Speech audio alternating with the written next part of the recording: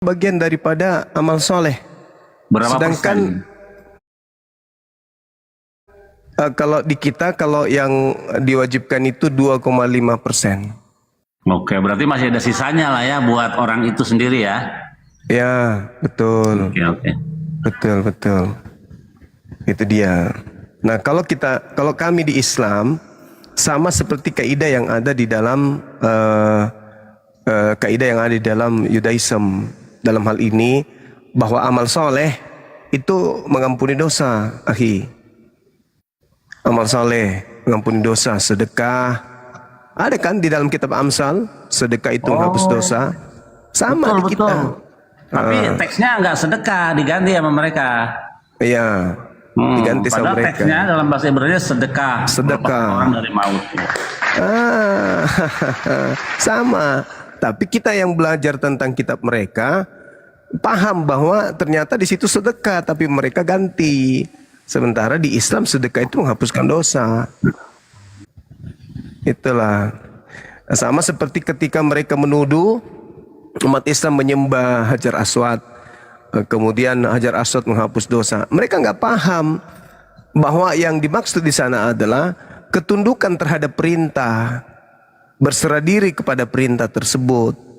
Nah, ketika umat Islam datang dari jauh mengorbankan harta demi untuk berziarah ke sana, itulah yang menghapuskan dosa. Tapi mereka menganggap batunya yang menghapus dosa.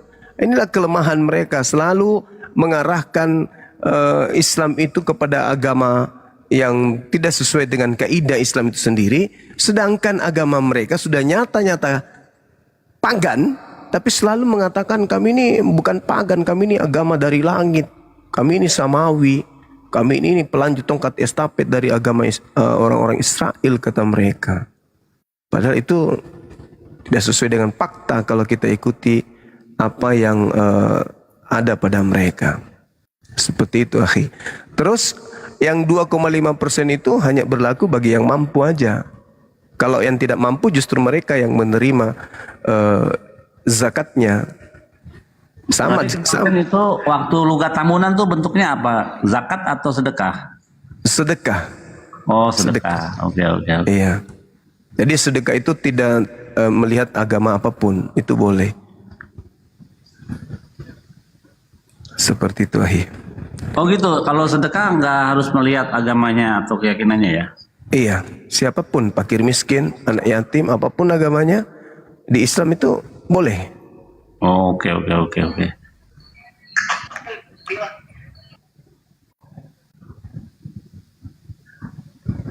Sedekah. Nah, di Islam sama, sedekah itu juga menghapus dosa. Tapi saya ingin bertanya, akhi, Yesaya 6 nomor 6 sampai nomor 7 itu bisa nggak diberikan penjelasan ke kami di sini? Yesaya berapa? 6. Okay. Ayat 6 sampai ayat ke-7. Saya 6 ayat 6 sampai 7 ya. Siap. One of the seraphim flew to me, and his hand was a coal. He had taken it with tongs from atop of the altar. He touched it with my mouth and said, "Behold, this has touched your lips. Your iniquity has gone away, and your skin shall be atoned for." Jadi ini berbicara soal malaikat serafim yang mengambil bara api dan menaruhnya di bibir, di mulutnya Nabi Yesaya, dan dia berkata, "Lihatlah, ini setelah menyentuh bibirmu, maka kejahatanmu telah dihapus, dosamu telah dihapuskan." Itu ayat 6 dan 7, akhi. Pertanyaannya gimana? Sama seperti kaidah di Islam, akhi. Jadi batu Hajar Aswad ketika menyentuh bibirmu, maka dosamu telah dihapuskan. Oh, I see, betul. Itu. Ini orang Kristen tidak paham sampai sana. Coba kita lihat terjemahan itunya, terjemahan LAI-nya coba. Iya.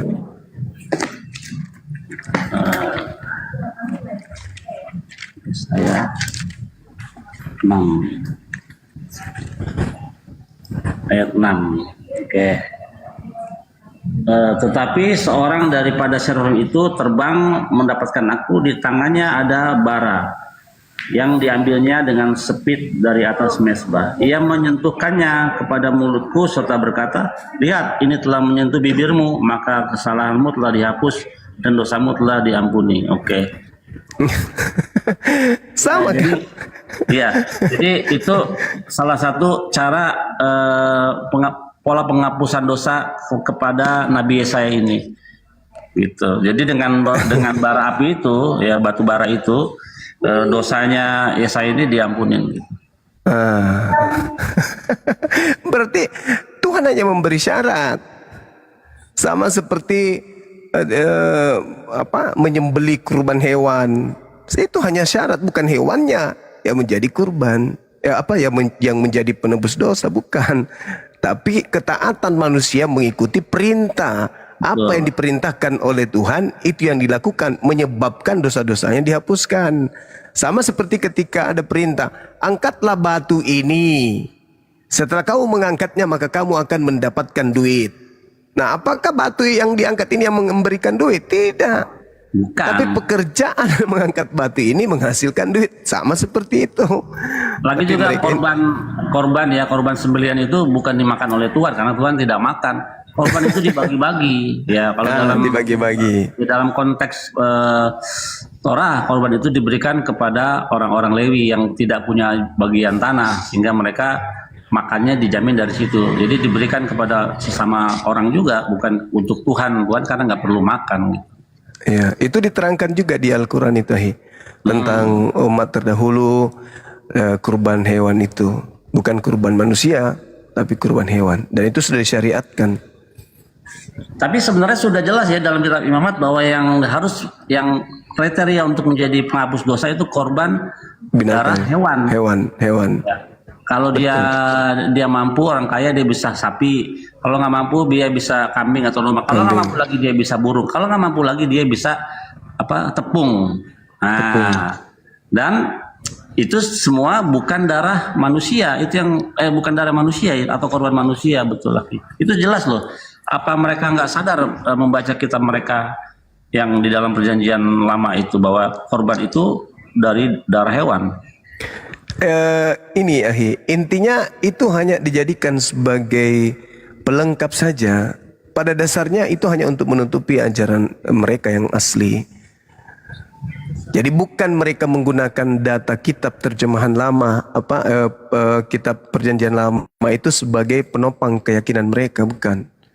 Itu hanya dijadikan sebagai aksesoris supaya apa yang mereka lakukan itu memiliki legalitas. Makanya dikatakan bahwa hukum Taurat itu tidak ada kebenaran di dalamnya, sudah dibatalkan semua, sudah digenapi semuanya.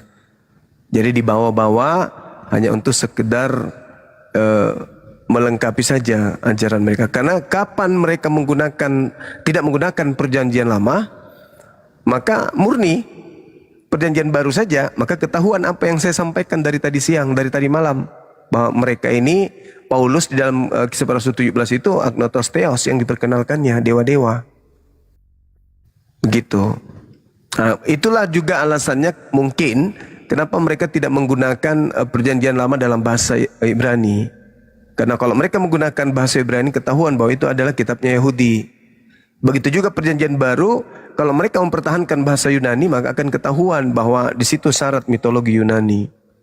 Makanya mereka terjemahkan ke dalam bahasa Indonesia. Celakanya mereka menggunakan istilah-istilah Al-Quran di dalamnya untuk menutupi istilah-istilah Yunani yang ada di dalamnya, seperti theos. Satu lagi yang saya sampaikan tadi, boleh nggak yang kejadian 49 itu, ketika Nabi Yakub memanggil anak-anaknya dan Nabi Yakub meramalkan suku-suku dari anak-anaknya ini. Sampai kepada ayat 27, ada hal menarik di situ. Ayat 49. Iya, nomor 27, ayat 27 Ayat 27. 9 ayat 27. Itu Taurat.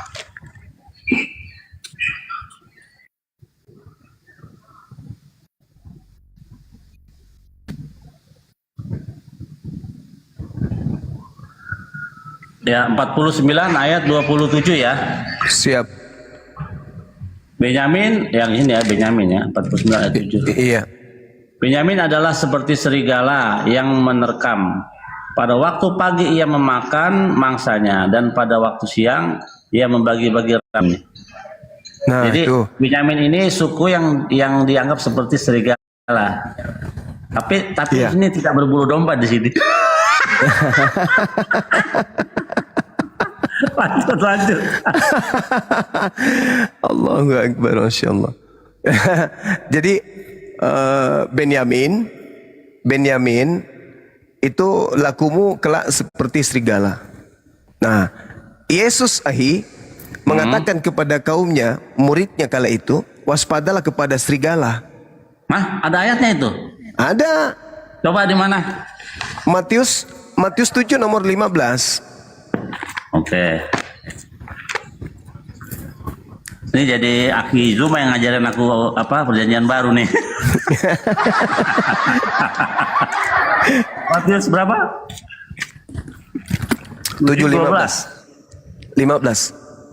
7:15. Oke. Boleh dibaca terus sampai data nomor 23. Iya, waspadalah terhadap nabi-nabi palsu yang datang kepadamu dengan menyamar sebagai domba, tetapi sesungguhnya mereka adalah serigala yang buas. Dari buahnya lah kamu akan mengenal mereka. Dapatkah orang memetik buah anggur dari semak duri atau buah ara dari rumput duri? Demikianlah setiap pohon yang baik. Oke. Terus ayat mana lagi? Oke. Yang mana yang Tidak setiap orang yang memanggil aku Tuan akan ayat masuk. 18. Iya. Tidak mungkin. Ayat berapa tadi? Yang mana itu ayat berapa itu? Matius 7-nya di data nomor 18 dan seterusnya. 18. Tidak mungkin pohon yang baik itu menghasilkan buah. Dan setiap pohon yang tidak menghasilkan buah yang baik pasti ditebang. Jadi dari buahnya lah kamu akan mengenalnya. Bukankah setiap orang yang berseru kepadaku Tuhan, Tuhan akan masuk dalam kerajaan surga, melainkan dia yang melakukan kehendak Bapa yang di surga. Oh. Benar. Pada hari terakhir banyak orang akan berseru kepadaku, Tuhan, Tuhan, bukankah kami mau bernubuat dengan namamu? Waduh.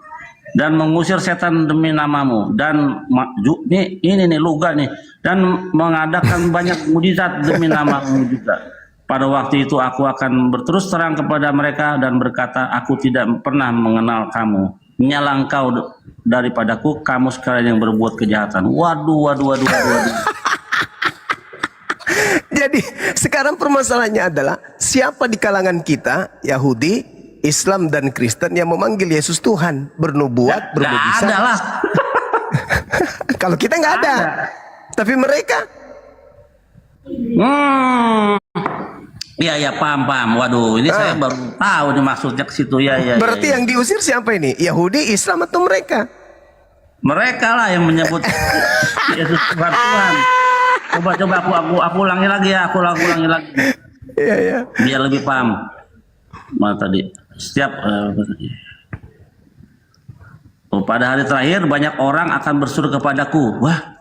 Jadi pada akhir zaman nanti banyak orang akan berseru kepada Yesus, Tuhan, Tuhan, bukankah kami bernubuat demi namamu? Dan mengusir. Oh, jadi yang memanggil Yesus Tuhan itu masuk neraka ini.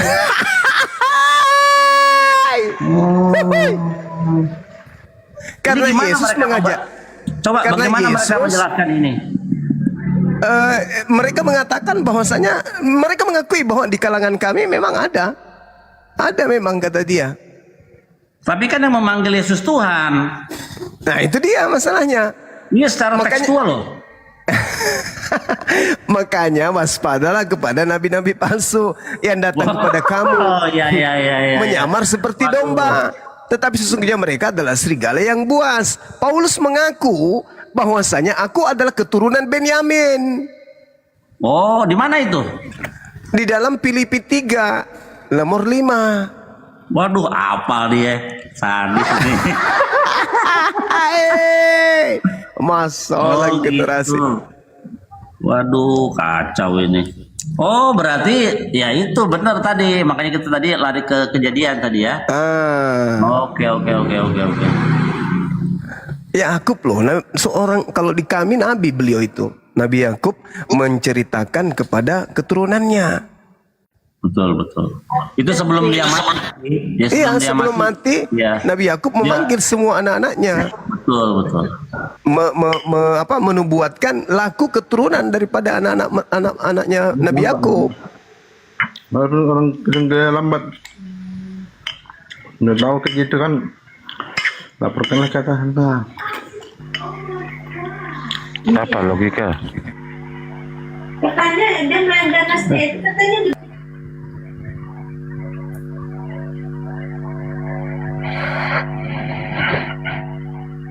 Filipi 3 kan diakui di situ. Aku dari keturunan Benyamin. Tapi ini tadi yang aku buat aku harus bertanya sama mereka ini, yang memanggil-manggil aku, menyebut aku Tuhan, Tuhan, itu masalah yang beratnya di situ. Iya. Padahal Yesus mengatakan, melainkan mereka yang melakukan kehendak Bapa. Bukan Kehendak Bapa itu yang mana? Kehendak Bapa yang mana? Ya Taurat. Betul. Waduh. Hai. Makanya Yesus mengatakan, ada Kristen nggak sini? Bagaimana tanggapan mereka soal ayat itu dalam tekstualnya begitu?